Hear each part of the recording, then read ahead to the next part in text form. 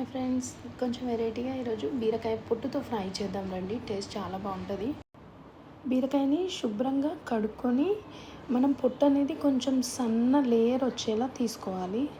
ఆ తర్వాత స్టవ్ పైన గిన్నె పెట్టి ఆయిల్ వేసుకొని ఆయిల్ వేడైన తర్వాత జీలకర్ర, ఎండుమిర్చి వేసి ఆ తర్వాత కొద్దిగా పెసరపప్పు వేసుకోవాలి.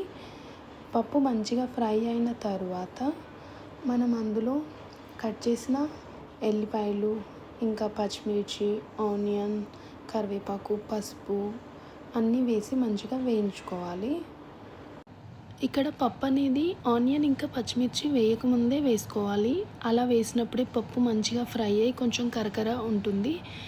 బీరకాయను కూడా థిన్ లేయర్గా తీసుకున్న తర్వాత దాన్ని వాటర్లో మంచిగా వాష్ చేసి ఒక జాలి బుట్టలో వేసి ఆ వాటర్ అంతా వడగట్టేలా చూసుకోవాలి. ఆ తర్వాత మనం ఈ పోపులో ఆ బీరకాయ పొట్టుని వేసుకొని మంచిగా ఫ్రై చేసుకోవాలి. మనం సాల్ట్ కూడా స్టార్టింగ్లో యాడ్ చేయకూడదు. ఒకవేళ స్టార్టింగ్ సాల్ట్ యాడ్ చేసినట్లయితే వాటర్ అయిపోయి టేస్ట్ అంతా బాగుండదు. మధ్య మధ్యలో మూత తీస్తూ బీరకాయ పొట్టు మగ్గేంత వరకు కొంచెం ఫ్రై అయ్యేంత వరకు మనం ఫ్రై చేసుకోవాలి. చివరిలో కొద్దిగా కొత్తిమీర వేసి ఫ్రై చేసుకుంటే టేస్ట్ అనేది చాలా బాగుంటుంది. అన్నంలోకి అయితే చాలా టేస్టీగా ఉంటుంది. పిల్లలు కూడా ఇష్టంగా తింటారు. ఈ ఫ్రై చేయడానికి దేశవాళీ బీరకాయలు అయితేనే టేస్ట్ బాగుంటుంది.